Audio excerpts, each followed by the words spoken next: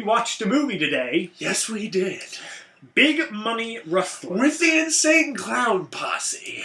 We've been avoiding this one for a very long time. Like the Black Death. We just thought it would be so terrible. Like the Black Death. We finally watched it today, and you know what? It's not that bad. No, it really isn't. It's really not that bad. It got a few chuckles. It got several points where we actually did laugh out loud. Literally. Yeah. Is it a bad movie? Oh, yes. Yeah, it definitely is. But is it enjoyably bad? At times. At times. But is it horrible? No. No. No, I mean, like, to be honest, actually, we were talking about this. This is basically, and when it comes down to all of the episodes we've done on the show thus far, it's at Creatures level. Yeah. Click on the screen. Except at the same time, I actually did enjoy Creature, though. I enjoyed this too, though, and that makes me a bit sad because I enjoyed parts of it, but like Creature, I was actually, to be honest, I pretty much have been. I had the same reaction. So yeah. basically, yeah, Creature. I do think Creature has more appeal to me though than this movie. Oh yeah. So anyway, at least they have tits. What we were talking about is we'll get to the smut or the smutlessness. What we're talking about essentially is we have seen this movie just sitting at the bottom of our list for quite some time. Yeah. And we actually thought it would be too terrible. Like, it would be Sandy Hook level. The first time I ever saw this movie is when I worked at an FYE, and it was in the comedy section. Yeah, and we just thought, And we popped it in, and it just got occasional chuckle after occasional chuckle in it. Now, one, I didn't realize that this movie actually... you couldn't really necessarily say that it's a sequel. Oh, yeah. But at the same time, there was a movie that the Insane Clown Posse made before this called Big Money Hustlers. Set in 2000 and in New York. Modern gangster type deal. This one's set in the Old West. It's out there. For most of the movie. Oh. It does go to New York in present day. God. This movie was made in 2010. Yeah. No. This movie does not look like it was made in 2010. In what way? I think in every way. I think it looked pretty modern. It looked modern, but at the same time, the production qualities were lower than Pirates. Yeah. Alright, But speaking of Pirates, there was a porn star in this movie. Well, but we'll get to the casting in a sec. Let's start with plot here, alright? So, I'm going to try to do a 1-minute plot here. Let's see if I can do it again. And go. Alright, so it opens up. You got the Insane Clown Posse. I don't know their names. I'm sorry. We're not that big on Insane Clown Posse. Anyway, there is this guy, and he's like running this Old West town, but he's a criminal, and he's just like, everyone's afraid of him, and he's part of the Insane Clown Posse. Big Baby Chips is his name. He's the fat dude. So then there's this other part of the Insane Clown Posse, Sugar Wolf, who's riding into town and to clean up the town that he used to live in. But obviously, they're all fighting off against each other, and a couple of assassins are sent that have very strange powers, and we'll get to that. Yeah. And he just knocks out the assassins one after one, and occasionally a joke is thrown in, and you got a character named Dirty Sanchez. Get to that. But, yeah, essentially it ends with a face-off between the Sugar Wolf character and the Big Baby Chips character, and it ends exactly how you think it would end, except for a major twist at the end, but I guess we'll get to that in its own time. Yeah. Done. Makes no sense. Alright, let's go first to the actors. The actors? One, the best actor and also the best character in this whole movie. Wait. I think we should build this up slightly more. Okay, we'll build it up. Alright, we'll start our way up the food chain. Alright, well, let's start with the main characters, I guess. The Insane Clown Posse. Are they bad? No. Actually, they're mediocre at best, but at the same time, you can tell that they're enjoying themselves. Yes. And one of the guys has, I mean, if that's his real voice, he's got a pretty awesome voice. Oh, yeah. It's the Sugar Wolf character. Yeah.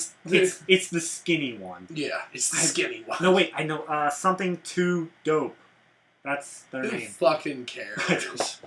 Out of all the rappers that I listen to, the Insane Clown Posse is way down on the list. But, having said that, They're not horrible. They do work with the material that they're given. You can definitely tell at some points when they were really drunk. Like, there were some points I'm like, yeah, these guys are working on something. Yeah, it works because nobody gives a shit. Well, yeah. No one gives a flying fuck. We'll get over that when it comes to the main plot. It's also in part due to from what we've read about the production on Big Money Hustlers, where the Insane Clown Posse guys, they didn't like how art school snobbish the crew was. Asshole art students. Yeah, asshole art students. One, why would you go to New York if you're not going to get asshole art students? That's where we thrive. But besides that, this is entirely a movie that was made by all these people who wanted to get together and just goof the fuck off. Because A, this movie has Ron Jeremy. And if you don't know who Ron Jeremy is, you obviously haven't watched porn. You haven't been on the internet. You haven't been on the internet. He's one of the most famous porn stars, period. It also has Jason Mewes, who you will know from Clerks fame. He's Silent. No, yeah, he's Jay. Why is it just Silent Bob? No, Kevin Smith is Silent Bob. I know.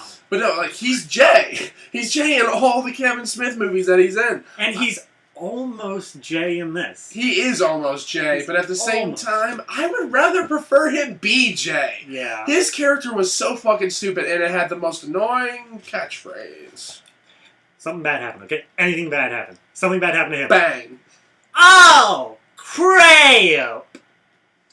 And he pisses himself beforehand. All the time. All the time. All the time. Why? Why give Jason Mewes that character? He should have been. He should have. We were thinking that he was Matt. He's the build-up. All right, now I guess the sidekick characters: Dirty Sanchez, which obviously, if all you more perverted people know that is an actual sex move. Dirty Sanchez, I think when it first started, when we saw him, because he was introduced towards the very beginning. When we first saw him, we heard his name and we were like, all right, it's another joke character, whatever. But then, over the course of the movie, he got some good jokes, and he got not so much characterization as much as... His best joke was in the bloopers. It was. His best line in the blooper reel. There's a blooper reel in the credits, like a lot of comedy movies do. It's Yeah. hilarious. All of the jokes, all of the mess-ups and whatnot, the blooper reel is funnier than the entire rest of the movie. It could have just been because we wanted to laugh really hard at something.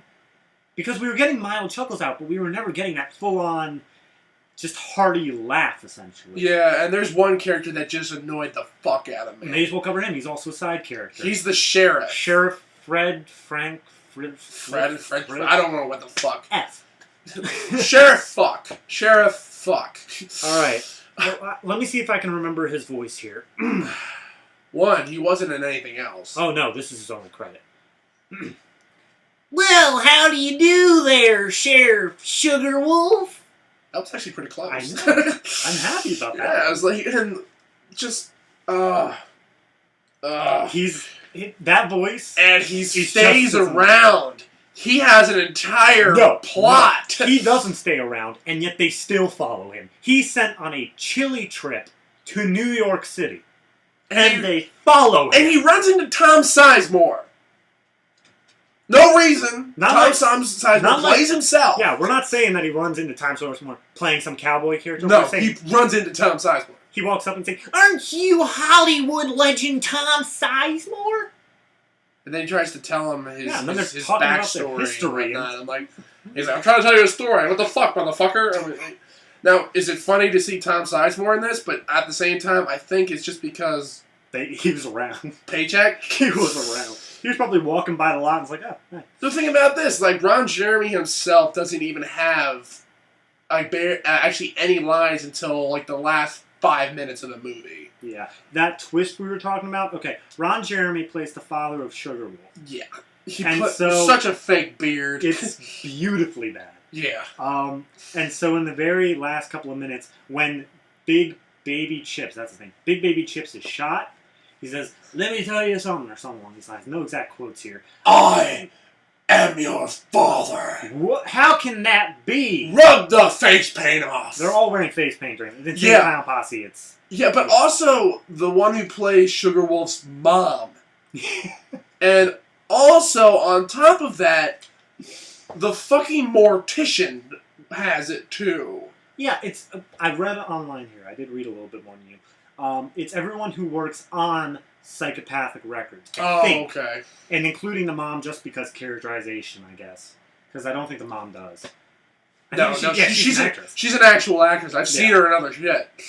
So it's just a few people. You got some random side characters, and then the main two. I guess it helps more if you're more fully acquainted with the actual group and all the people that are associated with them. Yeah. But at the same time, does it make it a better movie? No. Anyway, that twist we were talking about. Rubs off the face paint, turns out to be Ron Jeremy. Like, not the entire time, but once you rub off the face paint, suddenly grows this massive Obviously, beard. the beard's there.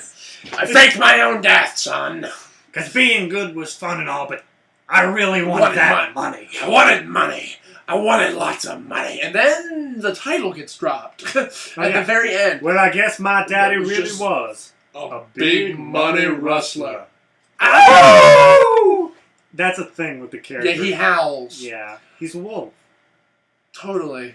Yeah. Yeah. Okay, I guess character, blah blah blah. Oh blah, yeah, blah. and also one of the characters who plays the love interest Oh slash my god. the like kind of like Almost the forgot whole about her. the red herring. She's a small memory. There's a red herring character. I can't remember her name, unfortunately. Tank. Yeah, well, I can't remember her actual name. Bridget Powers. Yeah, she's an adult film star, but she's also a dwarf. And to be honest, actually, I've seen her before. So, shush. But the thing is, she actually can tell that she's having fun. Oh yeah. She's having a lot of fun, but why? Yeah. Then she turns into then she takes off a mask. Turns out that she's like actually a guy. Tank, Yeah, and like she's a guy dwarf. yeah, and like I expected him to bust out a shillelagh or something like that. I'm like, cause oh god, All right. we're gonna get to that. I'm gonna get to that scene. All right. Which is all one shot. Now, Yeah. normally you would think that me having a scene be entirely one take would be a great thing.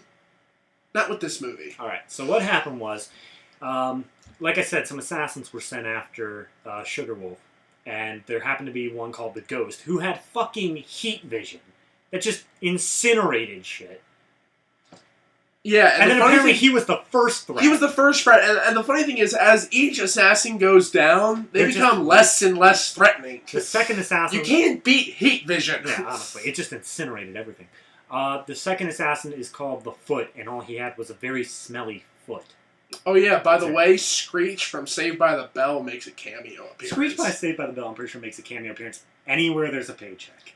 Yeah, but he's in an outhouse that gets blown up. And Yeah, he's just he just standing says, there. You could at least let me wipe. No, his character, and we thought they should have cut after his first line, because he's standing there, he's got the newspaper, it's burning, he's got like a toilet seat around his neck, and he's just like, what the fuck? We thought you should have just cut That should have been fine. Yeah. That should have been actually quite fine. And then the third assassin is Tank, who turns into Tank, who was in the long game, I guess, and she was just, it was weird, but they fucked. when they're tanking, when he's taking Tank out, when he's beating him up, One, he shoots him. he and shoots he him flies through a window. Yeah. One, no bullet wound. Mm-hmm. That happens a lot of times, actually, in this Yeah, movie. but it goes back to them not giving a shit, which is totally fine in this case. But this I just can't forget because it was so fucking... It was 1 minute and 15 seconds. We timed it. 1 minute and 15 seconds. One shot. Just stationary, non-moving, him throwing around this doll that looks like Tank. Now, Just, I'm gonna fuck you with you. This one's for... oh yeah, all the sound in this scene is all ADR. It's all done in post because if you look at the guy's mouth, nothing is moving, and yet he's saying a lot of lines in this. And even then, it's all at the same volume, and he's Yeah. roaming all around the scene. So You can definitely tell they were just two guys just sitting in the sound And booth watching it. At first, it was funny.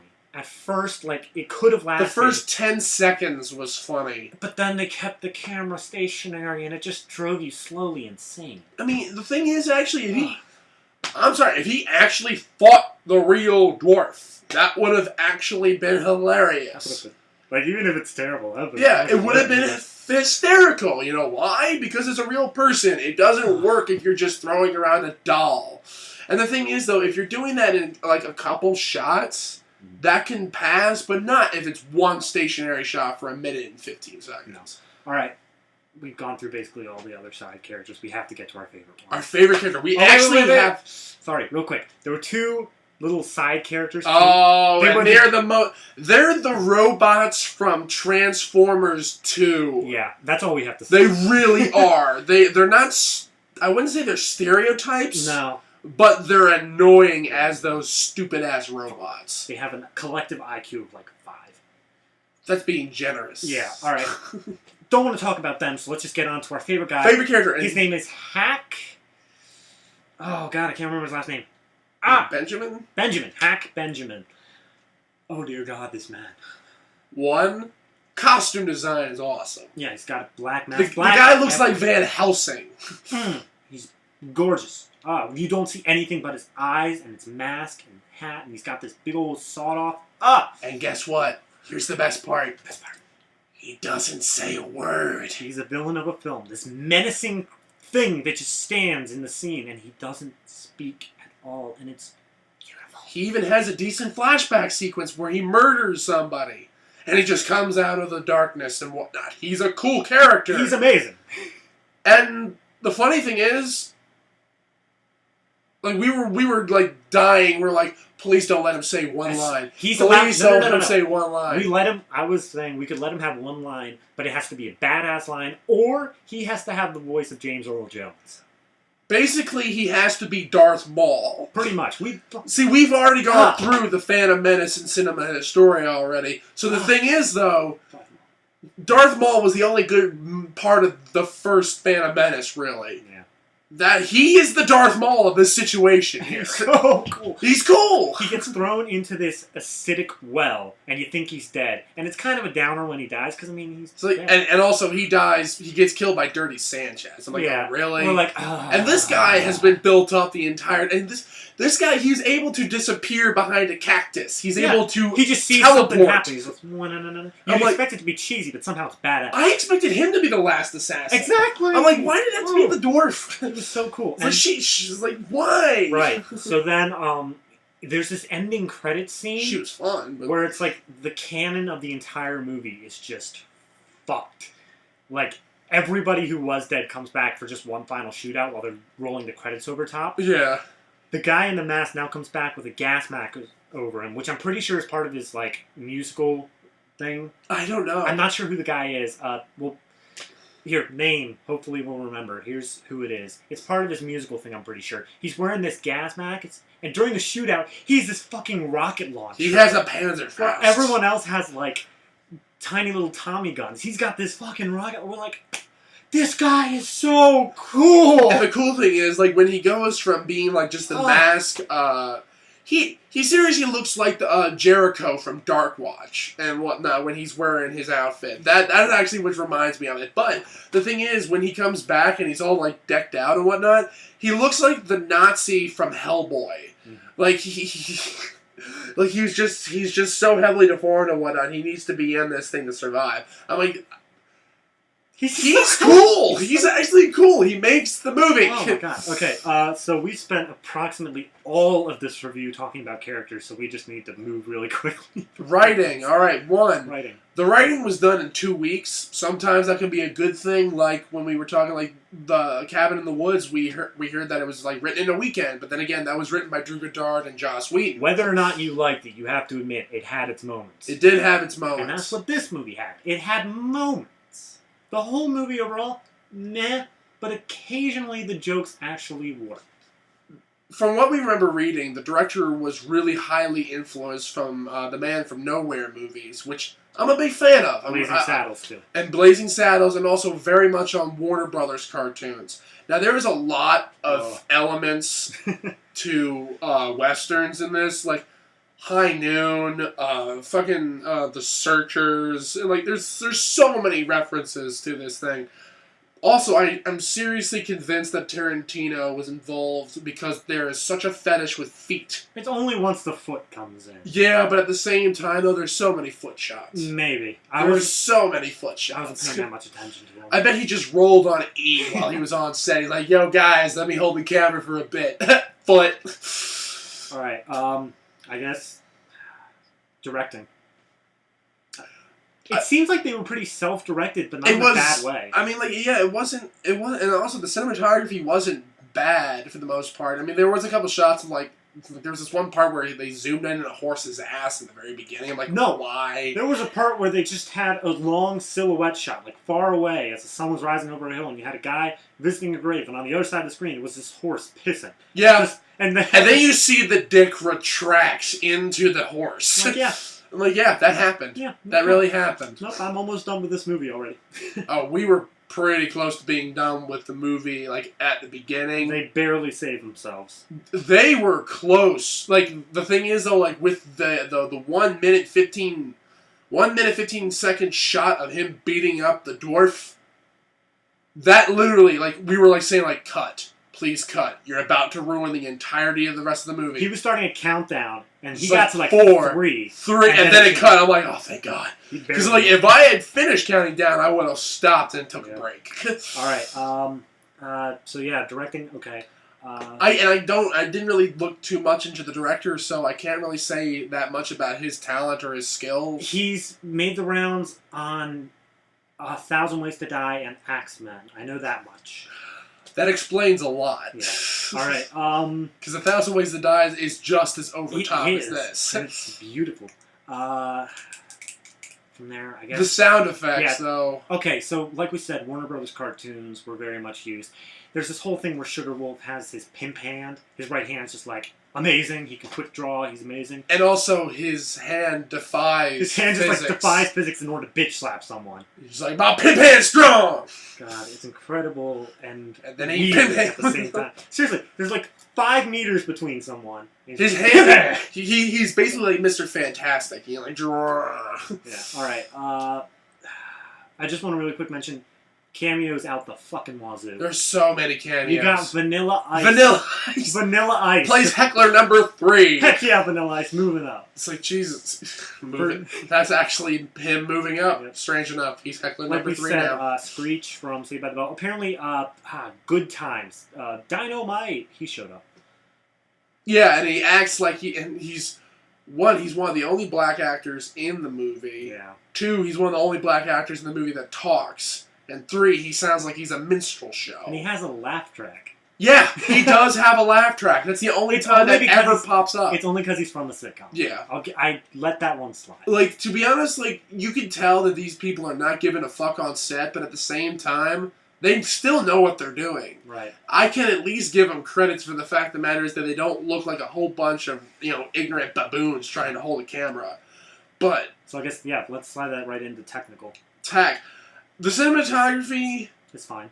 It's fine. It's standard. Sometimes it's a decent and whatnot. It is what it is. Yeah, it seems pretty standard comedy. Sound design was actually pretty good. There wasn't a whole lot of problems to make up with. Save for, like, the voice acting, like, them dubbing the scene in post. And also the ridiculous overabundance of sound effects. I mean, like, I know they were trying to copy the cartoonish thing, but at the same time, they didn't need to go as far as they did. So, we were talking today, watch, like, Fairly Odd Parents or Johnny Test, some children's cartoon shows now.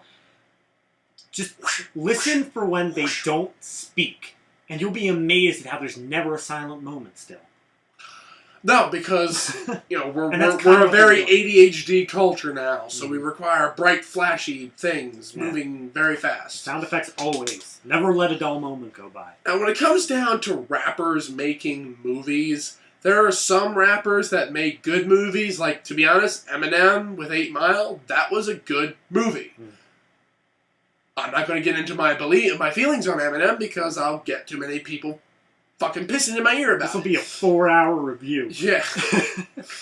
But at the same time, when it comes down to movies that are bad that rappers make, this isn't Mac and Devin Go to High School, so it's not that bad by a long shot. because in that movie, obviously, was them just getting high with a camera. That's really all that movie was. But this movie, at least there was some effort put into it. Yeah. There was evident effort put into it. And also, you can tell that the budget for this movie was bigger. I'm not exactly sure how big it was. I know Big Money Hustlers, the original one, was made for about $250,000. It was produced through the record company. Hand me your phone. I'm just gonna look it up real quick. I'm curious. But it's just the thing is that at the same time they have a much bigger crew. Like they even have explosions. They have sound. They have major sound work. They have stunts. They have lots of blood squibs too, and that was actually decent for a lot of the time when it actually has real. What's up?